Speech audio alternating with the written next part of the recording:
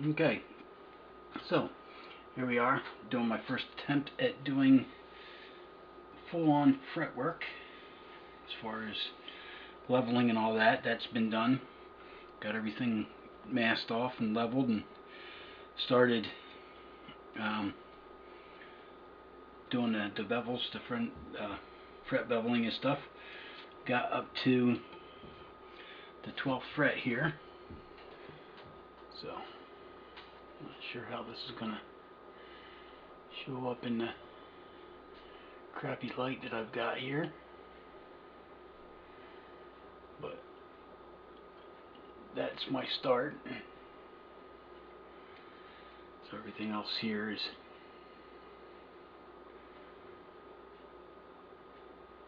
been leveled out.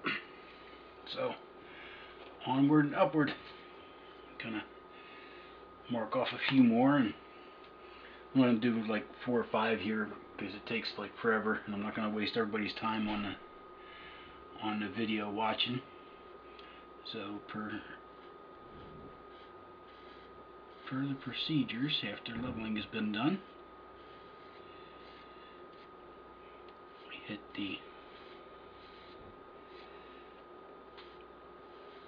frets with a Sharpie.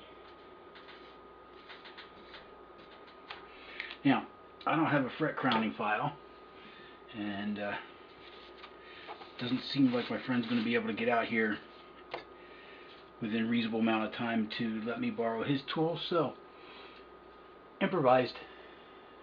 Took a wooden dowel, coated it with some really thin super glue, and then put it on glass and sanded it flat, and then took some spray glue and mounted some 650 grit all the way around it, and this is what I've been using. Seems to work good. It takes forever, so it'll probably drive some of you guys bonkers because of the time it takes, but it's really not that bad. So start almost flat here. See if I can bump my head on this camera as I do it. Keeping it straight. A little bit of light pressure and roll it over a little bit by little.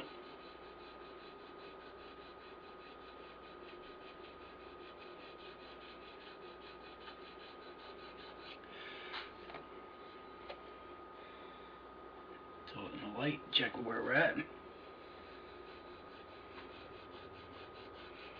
and repeat.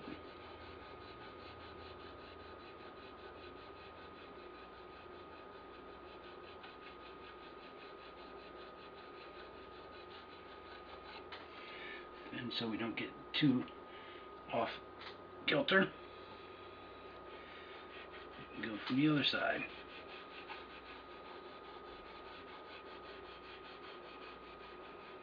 A little bit of light pressure, a little bit of rolling.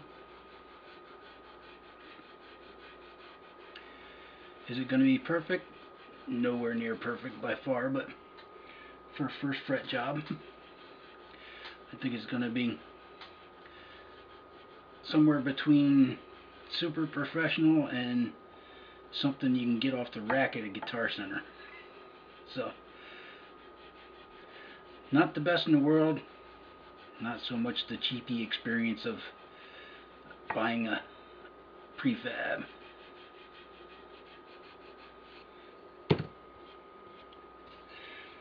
Now we got the line straight. Now it's just a matter of bringing it in and thinning down the seat.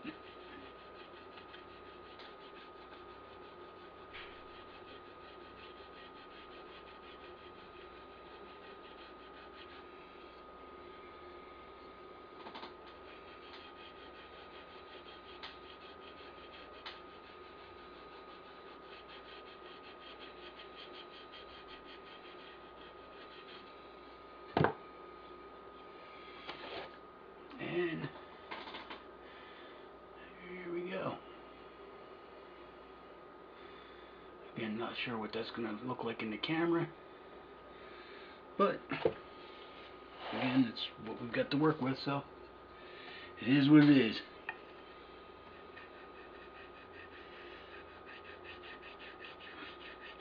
So, how many other people here in the contest have never done any fretwork whatsoever, and are kind of in the same boat as far as what to do? Now me, I live off of fixed income disability, so there's only so much I can do tool wise. I also live in a tiny one-bedroom apartment, so space is at a premium. Right now, this is just a folding plastic table sitting in my kitchen off to the side where a breakfast nook would be. So that is my shop.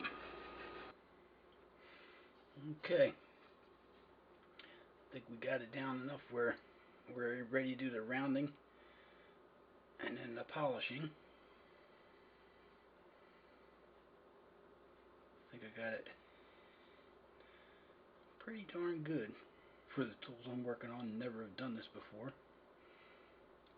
Mine seem reasonably straight, they seem reasonably centered. Everything's nice and smooth. Just want to touch up the ends just a hair more before I do the rounding. And then we're waiting on tuners. And then I'll start carving the piece out here. What I want to do is, the nut's going to be here, so I want to go kind of follow along here and then cut through it.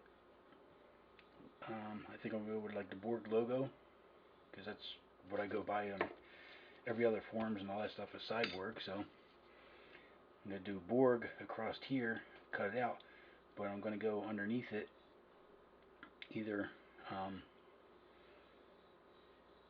bright red, fire engine red, or neon green, so it shows up through the carving that's going to be here.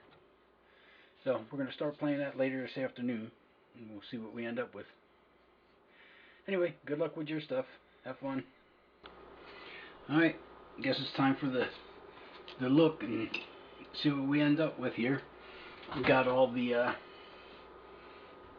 polishing done, all the rounding is done, and it's time to pull the tape back and see what we're looking at. So here it goes. Hopefully it's all nice and shiny and pretty, and looks at least passable.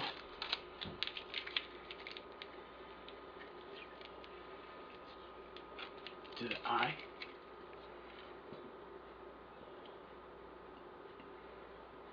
Yeah, I'm saying that looks pretty darn good.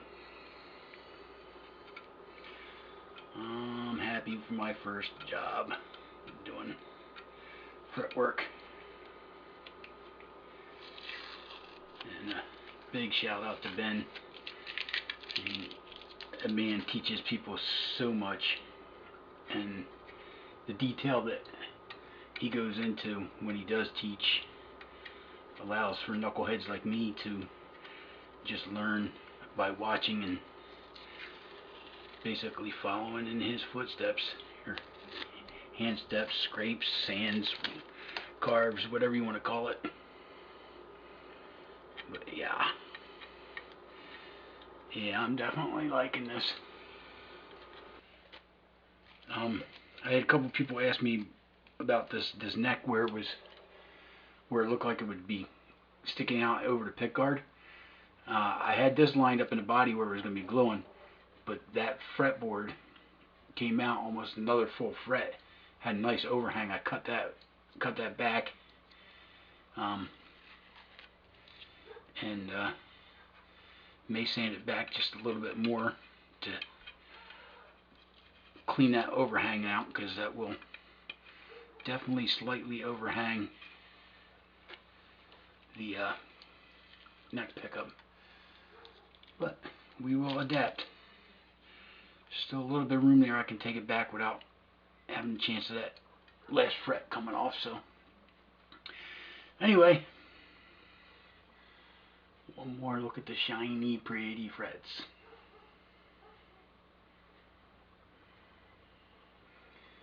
Alright, that should give me enough to do another edit and do another post. So, okay, another quick update. Got all the frets finished, leveled, crown, polished. I think I did a reasonably good job for the first time ever doing one like that. Again, thank you, Ben, for all the lessons. Got the locking nut and the tuners in. Tuners are Grover Rotomatics, and the locking nut, I think it's a Guyker, Guyker. Anyway, got that centered and mounted, and what I did to center that up, you see my little pink string here. Figure this string is fatter than any string I will ever put on this thing.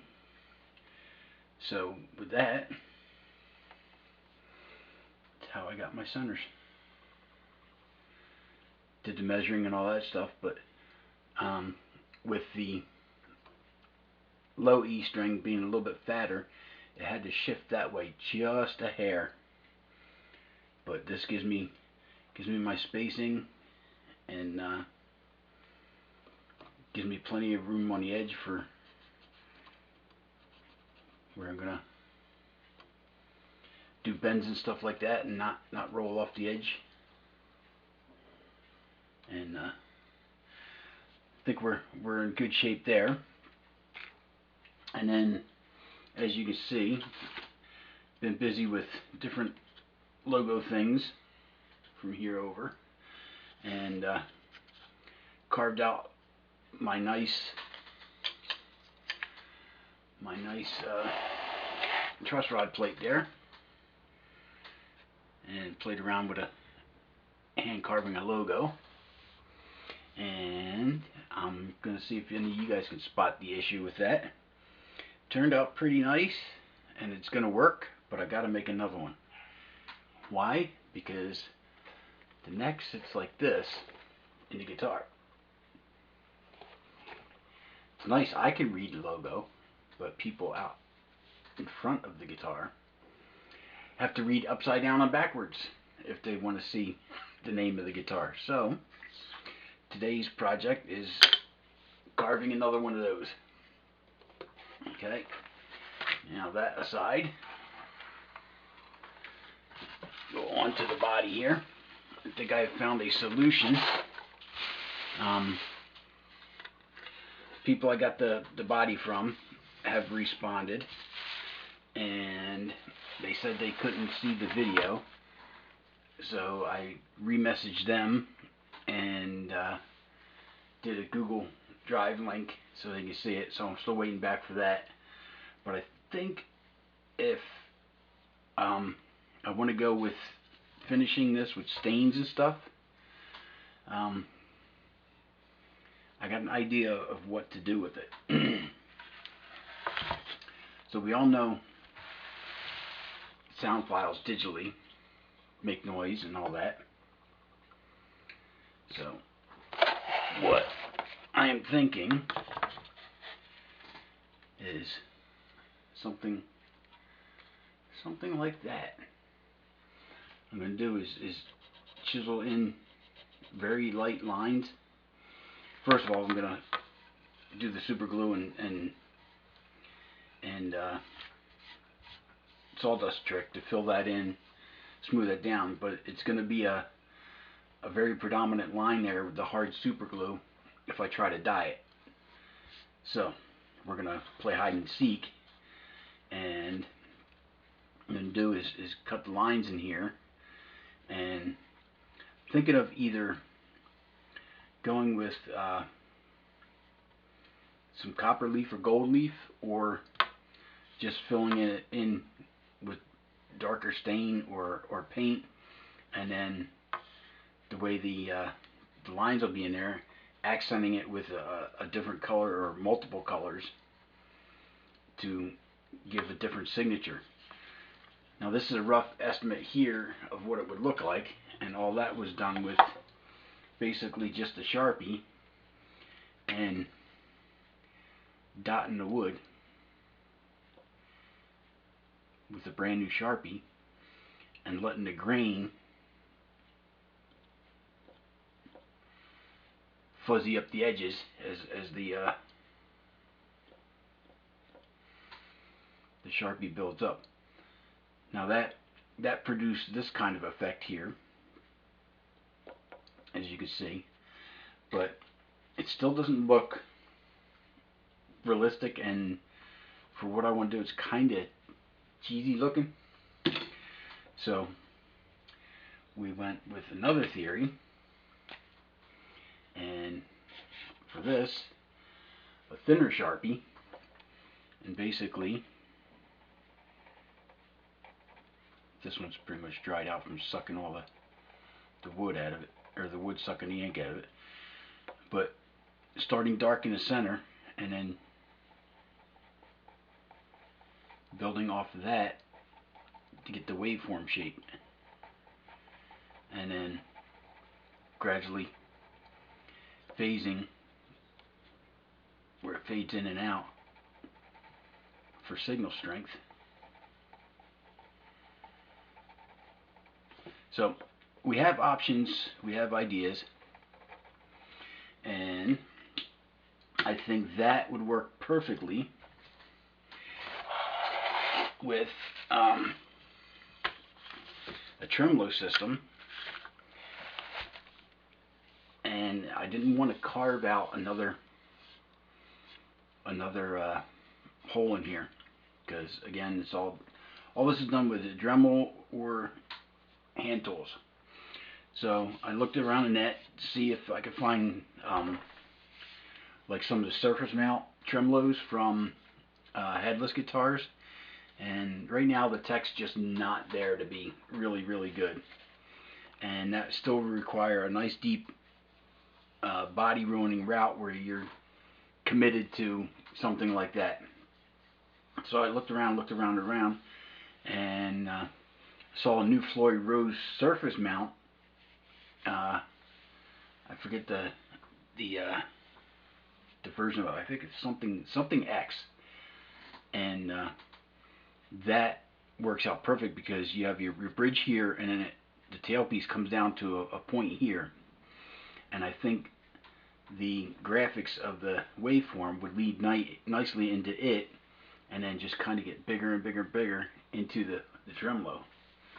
So we're going to see if I can seek out some sponsors, maybe a local guitar shop over next town over, or one of the bigger ones up in the city might want to be a sponsor.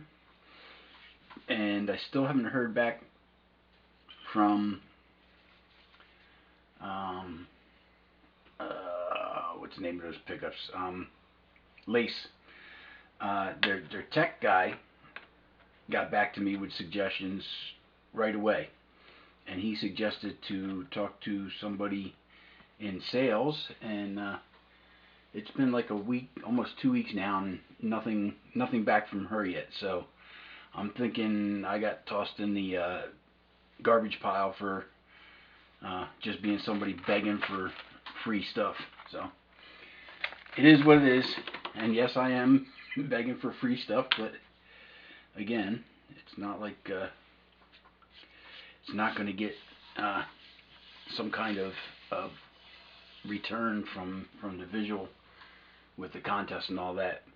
But anyway, if Lace doesn't come through, I am definitely going with the EMG Glenn Tipton Vengeance series. I got an idea for those. They're gonna be bright red, and I'm gonna hand carve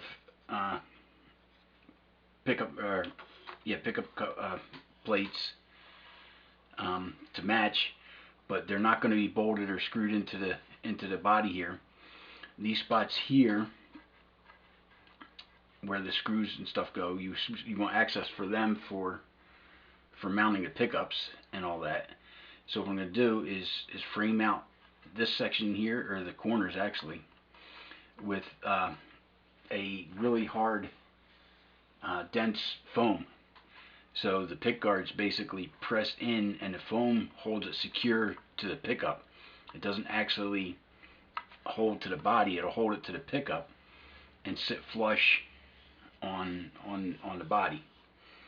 So those are going to be a different color than the wood, but again, I think it's going to be like a dark reverse burst, where it's going to be dark in the center and go out to the red and the amber stains that Ben did in his testing, and I think we're going to go with that.